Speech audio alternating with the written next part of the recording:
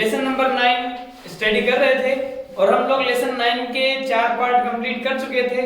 आज हम लेकर चल रहे हैं पार्ट नंबर 5 जिसमें हम लोग पढ़ने वाले हैं लेंज का नियम। अच्छा नियम है, काफी बार एग्जाम में पूछा गया है। ओके, इससे पहले मैं आप लोगों को कुछ बातें बता दूं। इससे पहले हमने 4 पार्ट कंप्लीट कर लिए जिसमें हम लोगों ने इस लेसन की स्टार्टिंग बातें और इस लेसन का सबसे अहम पार्ट फैराडे के नियम हमने पढ़ लिए थे। ओके, फैराडे के नियम में हम लोगों ने परिमाण निकालना सीखा था और लेंज के नियम में जो प्रेरित विद्युतवाहक बल बनता है या धारा बनती है उसकी दिशा बताई जाती है।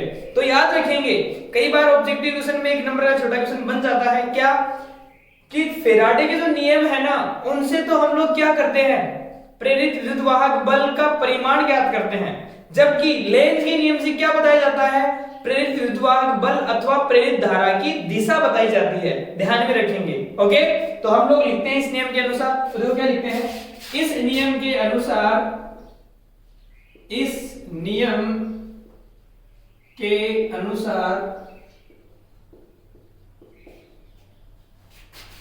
विद्युत चुंबकीय प्रेरण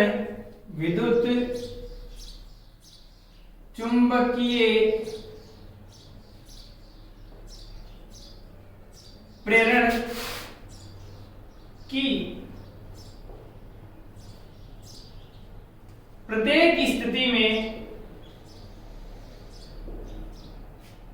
प्रत्येक स्थिति में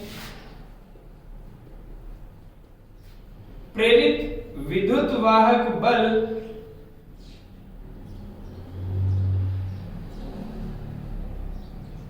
एवं प्रेरित विद्युत धारा की दिशा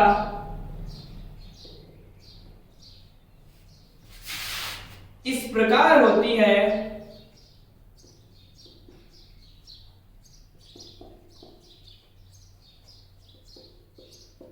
कि वह उसी कारण का विरोध करती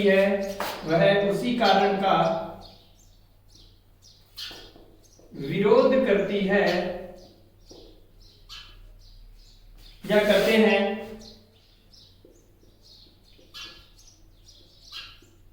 जिनके कारण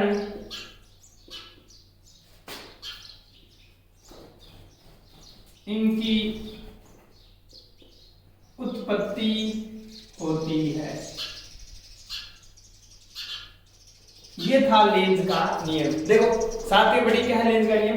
इस नियम के अनुसार विद्युत चुंबकीय प्रेरण की प्रत्येक स्थिति मतलब सुनिए ध्यान से, हम लोगों ने फैराडे के नियम में क्या देखा था या फैराडे के एक्सपेरिमेंट में क्या देखा था, हमारे पास एक कुंडली थी, उस कुंडली के पास एक दंड चुंबक था, एन पोल था, एस पोल था, यहां से बलरेखाएं निकल रही थी। तो यहां जो धारामापी जुड़ा हुआ था उस धारामापी विक्षेप कब आया था, जब या तो ये इसके नजदीक आ रहा था या इससे दूर जा रहा था। तो ये स्थिति हो गई प्रत्येक, या तो नजदीक आने पे या दूर जाने पर जो प्रेरित विद्युतवाहक बल बनता है या धारा बनती है उसकी दिशा किस प्रकार से होती है, उसकी दिशा इस प्रकार से होती है कि वह उसी कारण का विरोध करती है जिनके कारण इसकी उत्पत्ति होती है। मतलब इसकी जो दिशा है ना वो दिशा इस प्रकार होती है कि ये इसके पास आने का विरोध करेगी और इसके दूर जाने का विरोध करेगी। एक बात बताओ, इसकी उत्पत्ति का कारण कौन है, ये जो धारा बन गई यहाँ पे, इसकी उत्पत्ति का कारण कौन था, इसका स्थिर होना तो कारण नहीं था। कारण कौन था, या तो इसके नजदीक आ रहा था या इससे दूर जा रहा था। बात समझ रहे हो आप लोग। ओके, तो या तो इसके नजदीक आएगा या इसके दूर जाएगा, तभी यहाँ पे विक्षेप आया था। बात समझ रहे हो ना। इसका मतलब ये हुआ कि इसका कारण क्या है, या तो इसके नजदीक आना या इसके दूर जाना। तो ये क्या करेगा, इसका ही विरोध करता है। इसका मतलब ये हुआ कि जो कुंडली है ना, ये कुंडली इसके पास आने का विरोध करती है और इसके दूर जाने का भी विरोध करती है। ओके, तो विरोध के साइन को हम लोग माइनस से डिनोट करते हैं। तो बताइए, लेंज के नियम के अनुसार जो प्रेरित विद्युतवाहक बल है उसकी वैल्यू या उसका दिशा किस प्रकार से होगी, E = -n d phi b by dt। ये कौन सा नियम है, लेंज का नियम है। ओके, आप अगर एग्जाम में 1 नंबर में लेंस का नियम पूछा जाए तो आप ये नियम लिखेंगे, उसके बाद ये फॉर्मूला लिखेंगे और साथ में क्या लिखेंगे, माइनस चिन्ह। ये माइनस चिन्ह क्या दिखा रहा है, ये माइनस चिन्ह इसकी दिशा दिखा रहा है। और दिशा किस प्रकार से है, दिशा इस प्रकार से है कि वह उसी कारण का विरोध करती है जिसके कारण इसकी उत्पत्ति होती है। और कारण क्या था, या तो इसके दूर पास आना या इससे दूर जाना। तो ये जो हमारी कोयल है, ये जो हमारी कुंडली है, ये एम ध्रुव के पास आने का विरोध करती है और इसके दूर जाने का भी विरोध करती है। एक बार ये नोट्स उतारिए, इसके बाद हम लोग आगे डिस्कस करते हैं।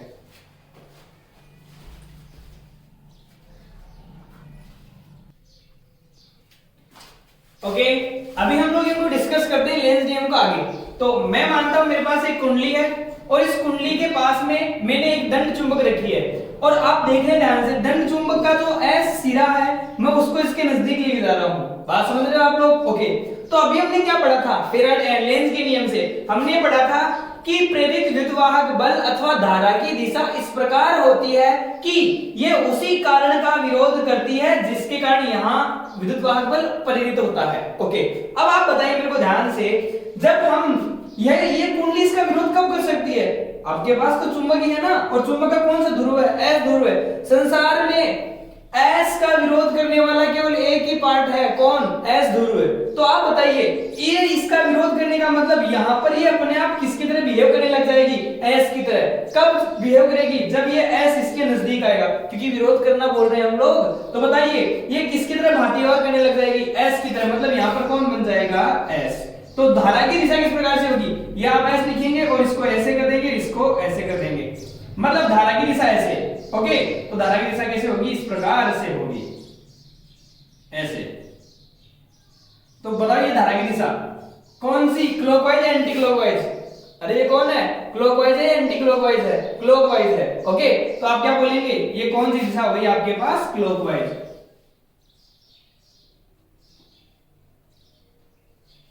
तो बताइए, जब 1 नंबर में क्वेश्चन पूछ सकता है, ये देगा और बोलेगा कि धारा की दिशा कैसे होगी, तो बताइए जब एस ध्रुव इसके नजदीक आएगा तो ये कुंडली किसकी तरह बिहेव करने लग जाएगी, एस ध्रुव की तरह। मतलब यहाँ पर धारा की दिशा कैसे होगी, इस प्रकार से, तो इस प्रकार से कैसे होगी, ये क्लॉकवाइज। ओके, दूसरी स्थिति क्या हो सकती है, इसको आप इससे दूर ले जा सकते हैं। तो बताइए ये दूर जाने का विरोध करती है, तो देखिए कैसे बनती है।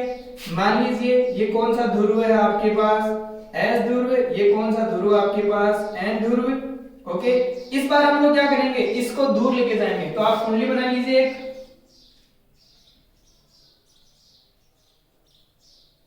बताइए जब ये इसके दूर जा रहा है तो ये इसके दूर जाने का विरोध करती है।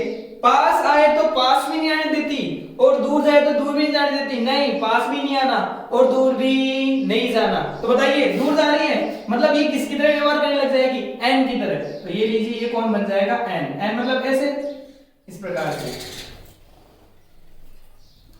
तो बताओ धारा की दिशा इस प्रकार से करेगी, clockwise anti clockwise, anti clockwise.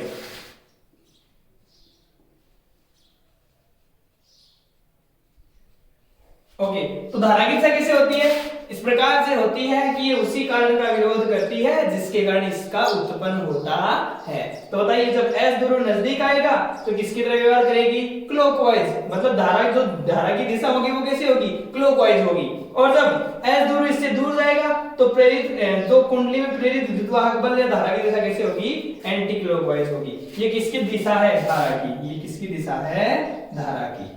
Okay, समझ में आ गया आपको। ये था आपके लेंस का नियम।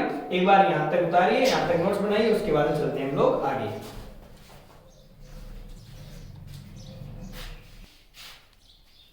अगला हमारा टॉपिक है प्रेरित धारा तथा प्रेरित आवेश। ओके, चलो चलते हैं हम लोग प्रेरित धारा तथा प्रेरित आवेश पर। हमें धारा और आवेश का मान निकालना है। तो आप जानते हैं प्रेरित विद्युतवाहक बल लेंज या फैराडे के नियम से। तो अब आप लोग ना लेंज और फैराडे को एक साथ लिखेंगे। तो अपन क्या लिखते हैं, लेंज और फैराडे के नियम से, लेंज व फैराडे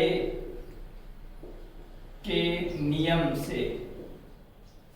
बोलिए लेंज और फैराडे के नियम से क्या कहते हैं हम लोग बोलते हैं E = minus N D phi by dt। Okay, Lenz और फैराडे के नियम से हमारे पास फ्लक्स में परिवर्तन की दर किसके इक्वल होती है, विद्युतवाहक बल के तुल्य होती है। ओके, समीकरण नंबर 1। ओके सर, आप जानते हैं क्योंकि जो फाई का मान होता है, फाई बी का मान जो होता है, वो फाई बी का मान किसके इक्वल होता है, B vector dot A vector, जिसको हम लोग कॉमनली क्या लिखते हैं, बी ए कॉस थीटा। यहां थीटा दोनों के बीच बनने वाला कौन है, दोनों कौन, बी और ए के मध्य। मैं लिखता हूं यदि थीटा कितना हो, 0 हो, मतलब दोनों समांतर हो, समांतर मतलब बी और ए दोनों एक ही दिशा में हो, तो बताओ क्या होगा, तब फाई का जो मान होगा वो कितना हो जाएगा प्यारे बच्चों, बी इंटू ए हो जाएगा। ओके, तब समीकरण 1 से, तब समीकरण 1 से बोलो, समीकरण 1 से क्या हो जाएगा, E इक्वल्स टू, बोलिए कितना हो जाएगा, minus N D by D T. बोलिए फाई की वैल्यू आप क्या लिख देंगे, b इंटू ए लिख देंगे। ओके, अब आप देखिए ध्यान से, या तो b वेरी हो सकता है या a वेरी, मतलब परिवर्तनशील कौन हो सकता है। अगर b परिवर्तनशील है, a नियत है, तो a को बाहर ले लेंगे नियत मान के। यदि b परिवर्तनशील है तो यदि a परिवर्तनशील है तो b को बाहर ले लेंगे। तो लिखते हैं यदि a नियत हो, यदि कौन नियत हो, a नियत हो, तो बोलो e की वैल्यू कितनी हो जाएगी, e की वैल्यू हो जाएगी माइनस एन, a नियत तो a को बाहर ले लो, बताओ क्या हो जाएगा, N A D B by D T. या कौन नियत हो, b नियत हो, तो बोलो क्या हो जाएगा, E इक्वल्स टू बी नियत, तो b आ जाएगा बाहर, a अंदर आ जाएगा, बताओ कितना, minus N B D A by D T. तो ये दो अलग अलग समीकरण बन गए आपके पास, जो आपको प्रेरित विद्युत वाहक बल का मान बताते हैं। ओके, एक बार इनको समीकरण नंबर 2 और 3 नाम दे दीजिए। ओके, ये मैंने सॉल्यूशन क्यों कराया है, ताकि अगर किसी क्वेश्चंस में आपके पास ऐसे हो कि b का मान वेरी हो और विद्युत वाहक बल ज्ञात करना, तो ये फॉर्मूला लगाएंगे, और कहीं पर a वेरी करता हो तो आप फॉर्मूला क्या लगाएंगे, ये लगाएंगे। ओके, हमें तो क्या ज्ञात करना है, प्रेरित धारा और आवेश का मान ज्ञात करना है। तो हमें सबसे पहले किसका मान निकालना है, धारा का। क्या आप जानते हो ओम का नियम, बिल्कुल जानते हैं। और यदि परिपथ का प्रतिरोध R हो तो ओम के नियम का पता लग जाएगा। तो मैं लिखता हूं यदि कुंडली युक्त परिपथ का प्रतिरोध R हो, यदि प्रतिरोध का मान कितना हो, R हो, तो ओम के नियम से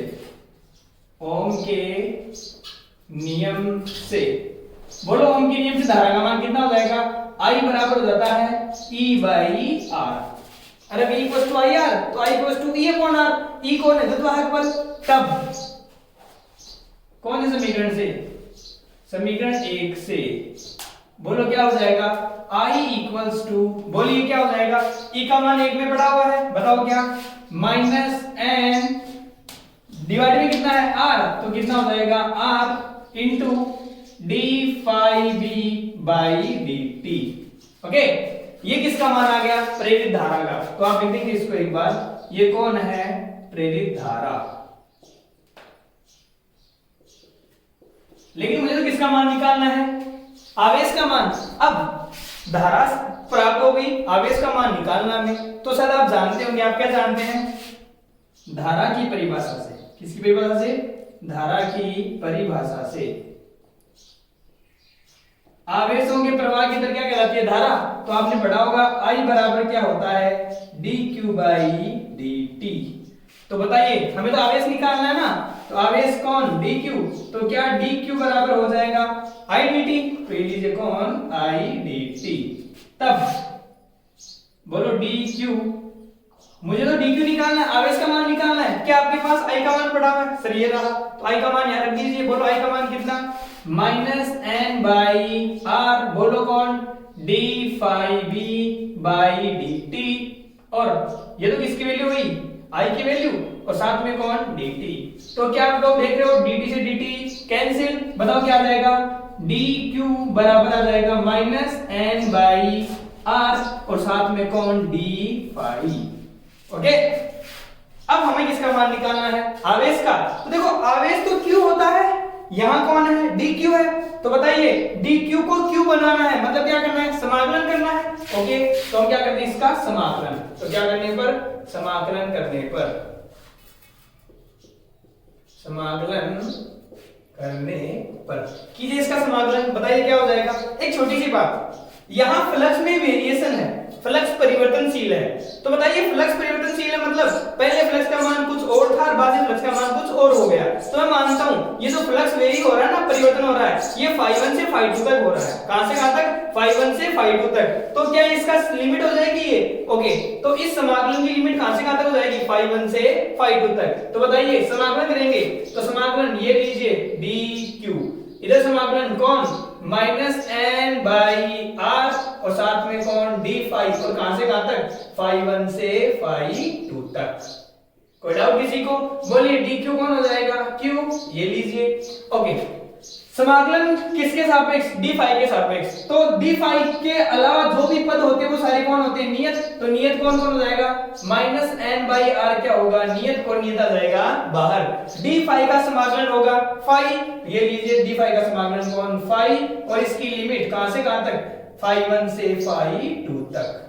ओके, अब लिमिट लगाएंगे, upper limit minus lower limit. तो बोलिए q इक्वल टू क्या हो जाएगा, -n/r, अपर लिमिट कौन सी, φ2, लोअर लिमिट कौन सी, φ1। तो बताइए क्या हो जाएगा, φ2 - φ1। ओके, और अगर मैं इस माइनस साइन को अंदर लेके जाऊं तो बोलिए प्रेरित आवेश का मान क्या हो जाएगा, q बराबर n/r, बोलिए कौन, φ1 - φ2। ये कौन हो जाएगा, प्रेरित आवेश। यहां एक छोटी सी बात ध्यान से सुनिए, एक बार आप I का मान देखिए, एक बार E का मान देखिए। E का मान कौन है, E कौन होता है, प्रेरित विद्युत बल, और इसकी दिशा माइनस। ठीक, इसका परिमाण क्या आ रहा है, d phi b upon dt, मतलब E किस पर निर्भर कर रहा है, फ्लक्स में परिवर्तन की दर पर निर्भर कर रहा है। बात समझ में आ रही है। एक बार I को देखिए, ये रहा I, ये -n/r d phi b upon dt। I भी किस पर निर्भर कर रहा है, फ्लक्स में परिवर्तन की दर पर निर्भर कर रहा है। लेकिन देखिए यहाँ पर Q कौन है, आवेश।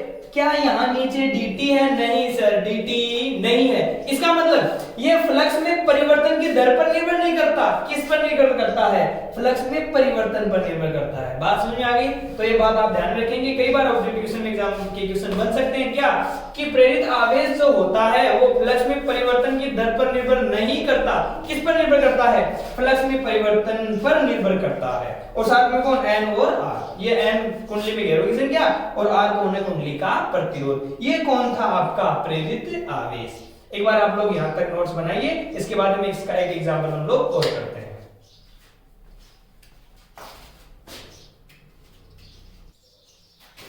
एक एग्जांपल है 9.5, देखिए 1.6 सेंटीमीटर स्क्वायर क्षेत्रफल। तो सबसे पहले गिवन लिख लेते हैं हम लोग। ओके, तो लिख लिया आप लोग गिवन। एरिया दे रखा है, तो A इक्वल्स टू कितना, 1.6 सेंटीमीटर स्क्वायर। ये सीजीएस में हमें तो एमकेएस में करना है, मतलब मीटर स्क्वायर में करना है। तो ये सेंटीमीटर का स्क्वायर है, तो क्या हो जाएगा, सेंटीमीटर स्क्वायर -2 और उसका स्क्वायर -4। तो कितना हो जाएगा, 1.6 × 10⁻⁴ मीटर स्क्वायर। फिर घेरों की संख्या दे रखी है, बोलो n, फेरों की संख्या कितनी है, 50 फेरे। कितना सेकंड, t इक्वल्स टू कितना सेकंड, 3 सेकंड, 0.3 सेकंड। ये भी 0.3 सेकंड। ओके, चुंबकीय क्षेत्र का मान दे रखा है B इक्वल्स टू कितना, 1.8 टेस्ला। ठीक, में इस प्रकार रख दिया जाता है कि इसका तल, मतलब कुंडली है ना, कुंडली का तल चुंबकीय क्षेत्र के लंबवत है। एक बात बताइए, ये बल रेखाएं हैं, ये कौन है, बल रेखाएं हैं। ओके, ये बल रेखाएं किसको दिखा रही है, चुंबकीय को। और जो कुंडली रखी है ना, वो तल इनके लंबवत है, मतलब कुंडली इस प्रकार से रखी गई है। ओके, तो जब कुंडली को आप इस प्रकार से रखेंगे तो इसका A किस तरफ, A इस तरफ, एरिया, अरे क्षेत्रफल सदिश इस तरफ, तो A क्षेत्रफल सदिश होता क्या है, पृष्ठ के लंबवत बाहर की ओर, तो पृष्ठ के लंबवत बाहर की ओर A इस तरफ होगा इसका। ओके, तो जो आपके पास क्वेश्चन में है वो इस प्रकार से है, ऐसे A। तो बताइए थीटा की वैल्यू कितनी डिग्री है, 0 डिग्री है। तो आप मेरे को बताइए इस समय फाई का मान क्या होगा, बी ए cos 0 और cos 0 की वैल्यू कितनी होती है 1। तो बताइए फाई बी का मान क्या होगा, बी ए के बराबर होगा। ओके, तो यहां से कौन होगा, 5 होगा। ठीक, उसके बाद में क्या बोल रहा है, लंबद है, यदि कुंडली का प्रतिरोध R का मान दे रखा है, बोलो R कितना है, 10 ओम है, तो किसका मान निकालना, आपको आवेश का मान निकालना है। ओके, सोल्व करते हैं हम लोग इसको। तो सबसे पहले आप लोगों को फ्लक्स का पता होना चाहिए। ठीक, तो हम लोग फ्लक्स को सोल्व करते हैं। आ जाइए, क्या आप जानते हैं flux phi equals to B A cos theta, theta का मान कितना हो जाएगा 0, तो कोस 0, तो बताइए फाई का मान क्या हो जाएगा, बी इंटू ए। ओके, तो बताइए फाई का मान कितना हो जाएगा, बी का मान कितना, ये रहा 1.8, ये लीजिए 1.8 इंटू ए का मान कितना, ये रहा 1.6, तो ये लीजिए 1.6 इंटू 10 की पावर माइनस 4, ये किसका मान आ जाएगा, आपके पास फाई का मान आ जाएगा। ओके, एक बार आप इसको सोल्व कर लीजिए, कितना मान आता है वो आप लोग यहां बराबर में लिख लीजिए, और वो कौन होगा, वेबर होगा। कौन होगा, वेबर। ठीक, आगे उसके बाद में हमें क्या निकालना है, हमें तो आवेश का मान निकालना है। क्या मान निकालना है, आवेश का। तो एक बार देखो आवेश का मान निकालते कैसे हैं, एक बार आप विद्युत वाहक बल निकाल लीजिए यहां से। तो आप जानते होंगे, शायद आप क्या जानते होंगे, क्योंकि विद्युत वाहक बल E इक्वल्स टू होता है minus N D phi by D T.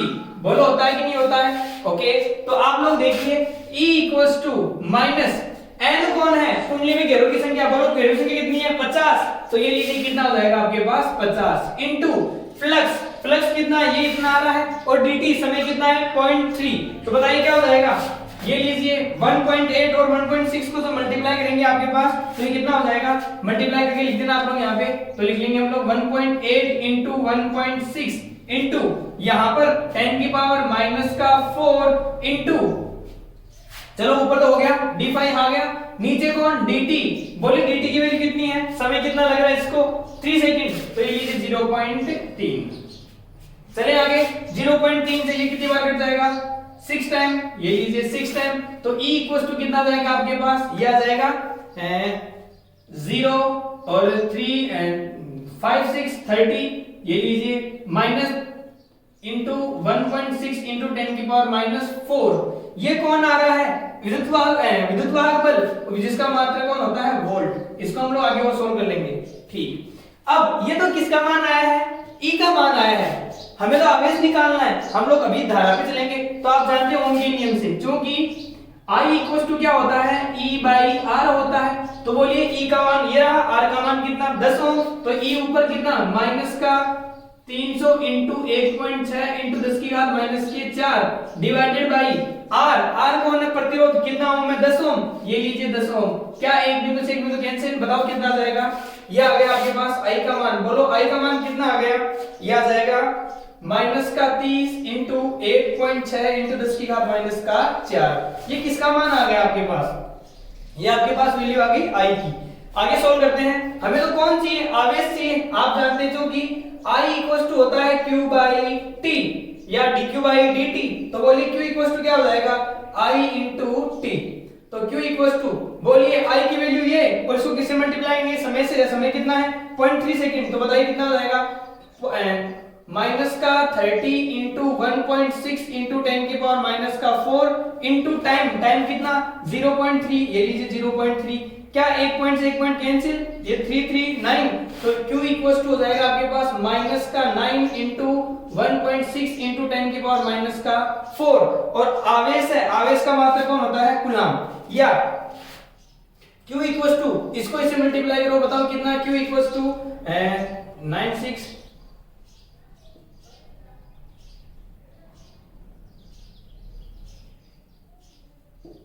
ये हो जाएगा 14.4 इंटू 10 की पावर माइनस 4 कूलम, इतना चार्ज आपके पास बनता है। ओके, ये था आपका एग्जांपल नंबर 9.5।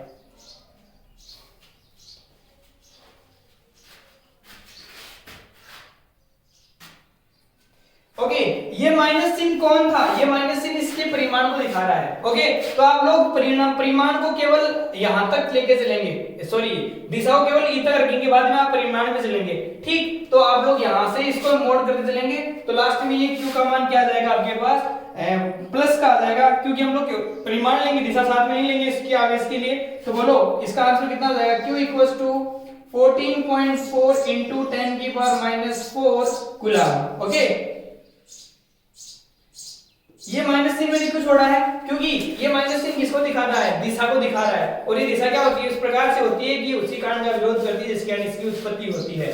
तो आप लोग यहीं पे इसको मोड बना लेंगे ताकि ये माइनस यहीं से छूट जाएगा, आगे सोल्व हो जाएगा। ओके, तो ये था आपका लेसन नंबर 9 का पार्ट नंबर 5, जिसको आप लोग आसानी से डिस्कस कर सकते हैं। आप लोग इसको पढ़िए, इसके नोट्स बनाइए, और कोई डाउट हो तो आप लोग अवश्य